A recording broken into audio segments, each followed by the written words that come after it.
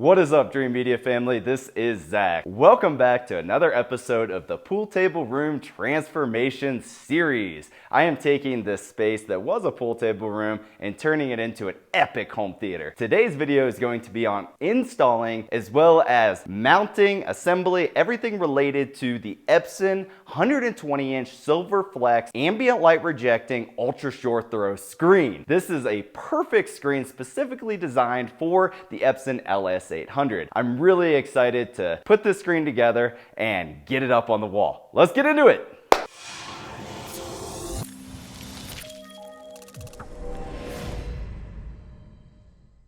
All right, for everybody who is tuning into this series for the first time, I'm going to give you a quick little rundown. As you can see, this is the space that we're working with. We have 6 Atmos 300 series speakers in place, as well as our surrounds.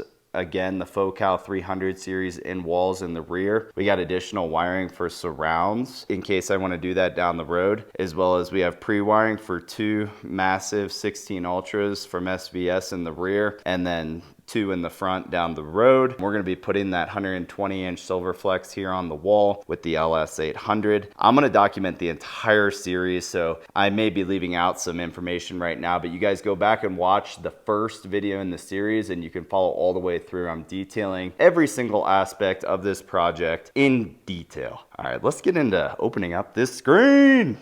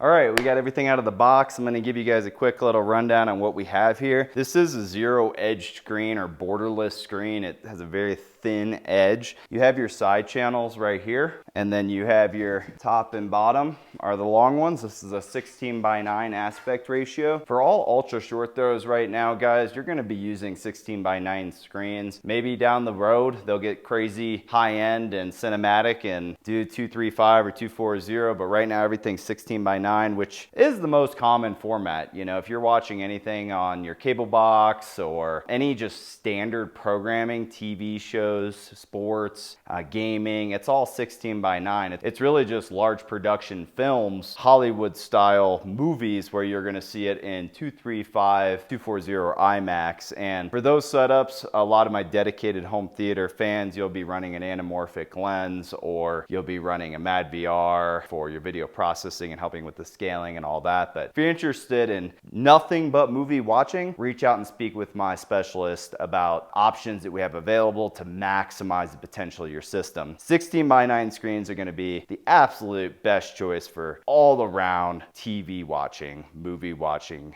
gaming, all in one format. So in addition to that, we have our edges right here, which will actually hide the corners of the screens. I'm going to go through in detail and show you guys how to do that. You have the bottoms and the sides. You have your corner brackets right here, and then it looks like you have some corner pieces that go on the edge to hide any bolts that may be showing. Your springs to keep everything nice and tight, the wall mounting brackets, and then some gloves. Once this screen comes out, we don't want to get fingerprints on it. All right, as you guys can see, we're moving right along. First thing you're going to want to do is roll out that fabric. Make sure that you leave your cloth on to protect the actual surface that the projector is going to be shining onto from getting any dirt, debris, fingerprints, anything like that on it. Then you're going to set your frame, make sure the back stickers are facing up. You're going to set the frame on top of the back of the screen, and then we will proceed forward. One thing I wanted to point out to you guys before we proceed any further is take note of the sticker. See how that says back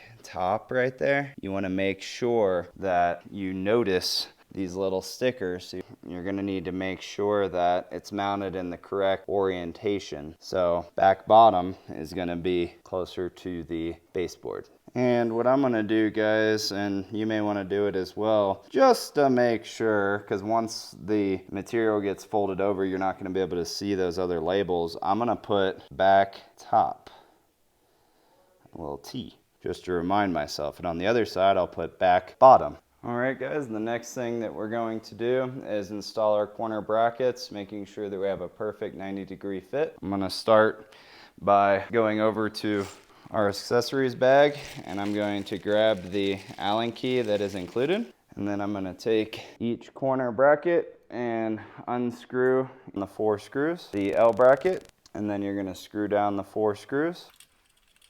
I'm going to leave it a little bit loose, and then at the very end I'm going to tighten all of them at the same time.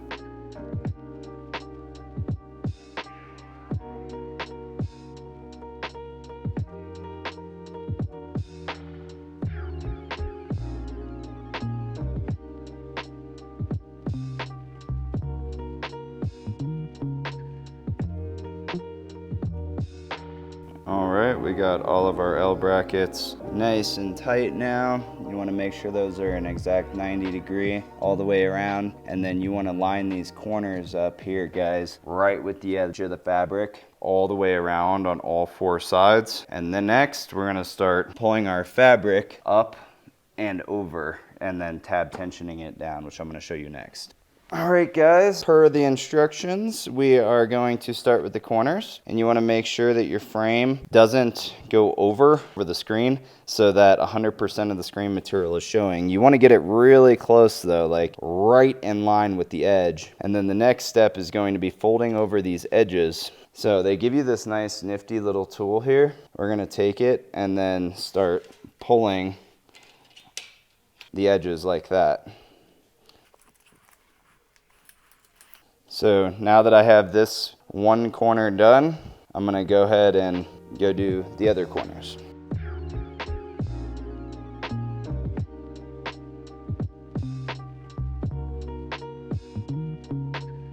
Alright guys, I do want to point out a really small detail for you. In the instructions it does say to make sure that that corner is covering the screen fabric completely, but once I got it installed I noticed that it's actually just slightly underneath the front of the screen. But there's going to be a frame that goes over this which will cover that. But I just wanted for you guys that are DIYing it and following along with this video after purchasing from us, I just want you to note that that's normal. And it's going to be the same all the way around. As long as each corner matches, see, you're going to be good.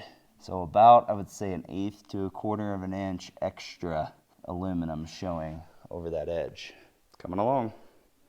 We are moving along with this screen installation. As you guys can see, we have all of the corner springs in, forcing the fabric to be pulled evenly. And we're gonna work our way inwards on all sides, making sure that it stretches evenly and we get really nice dispersion. Let's keep going.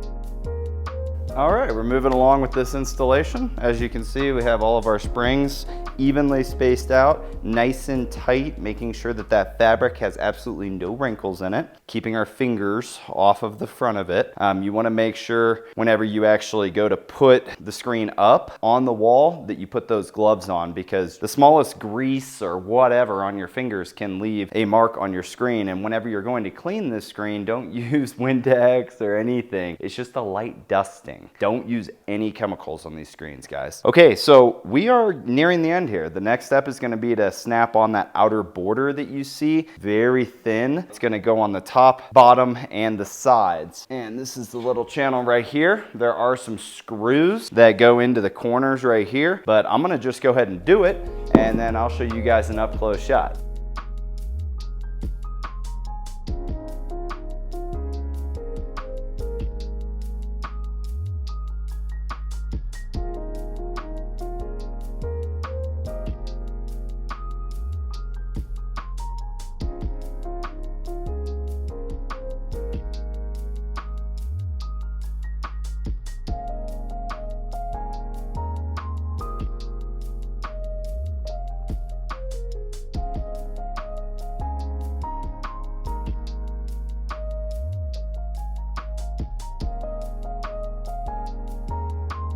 Okay, so now we've gotten our frames all the way around with those bolts tightened lightly. I'm gonna go back and check the corners and just butt them up super tight and then tighten those bolts down 100% because there's some caps, which I'll show you in a minute, for the corners that you can use. They're called decorative caps, but in my opinion, I would rather just have the lines super clean and not have these additional caps on the end. So that's gonna be my goal right now, is just to get those seams to line up as tight and clean as possible so that I don't have to use the cap. If I get it up there and I'm not satisfied with the result, obviously I'll pop on the caps.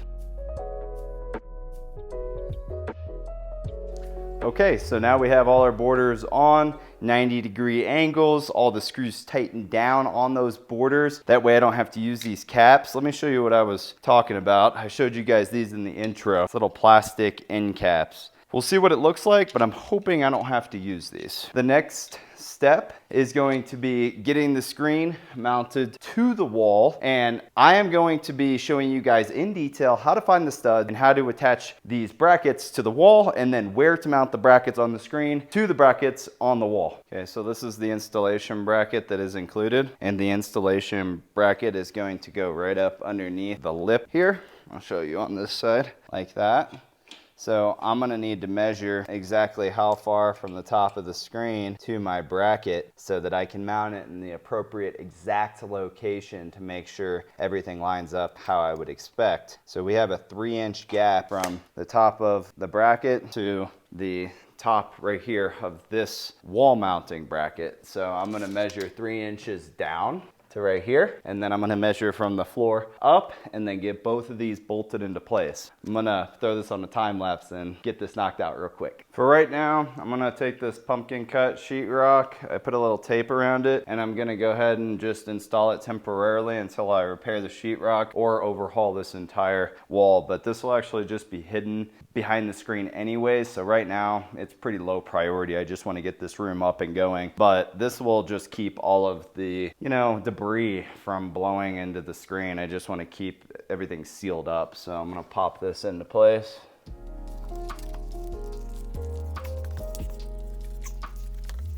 So this is definitely not a permanent solution, but temporarily it gets the job done.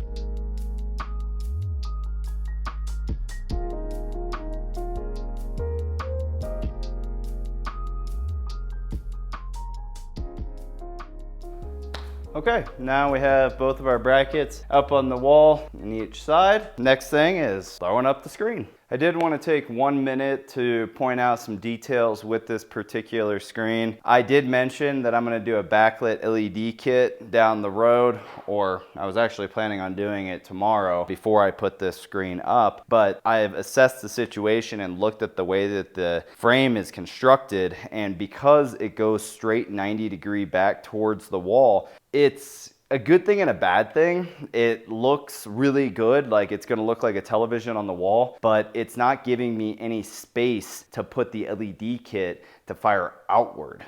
If you're curious as to exactly what I'm talking about, type in Dream Media Screen Innovations Zero Edge screen into YouTube, and you'll see Screen Innovations makes a screen where on the back of the unit, let's use this as an example, the screen actually goes like this and then straight, to where the LED kit can fit right here in this little gap and fire outwards towards the wall. Whereas on this unit, I would actually need to build a custom frame to put an LED kit on this, which I may do for you guys just to give you inspiration for people who purchase this screen and may want to add an LED kit. It's not going to be easy. I'll basically have to frame out like with 2x4s all the way around the screen and then mount the LEDs to the 2x4 so the screen isn't sitting flush on the wall. Or I could even use like thinner trim, but that would be a completely separate video, which I'll show you guys in the future if I end up doing that. But let's go ahead and get the screen up on the wall. I am going to recommend that you use a second person, so I'm going to bring in a second person to help me get this thing put on the wall. Don't forget to put your gloves on, guys. You want to protect your investment, make sure you don't get your fingerprints all over it, so glove up. And don't be scared to ask somebody for help. If you make one wrong move, you could damage it. And who wants to go through the hassle of having to wait for another one to come? So we're gonna be taking the screen and lifting it up onto the bottom and then rotating it around and lifting it up onto the brackets.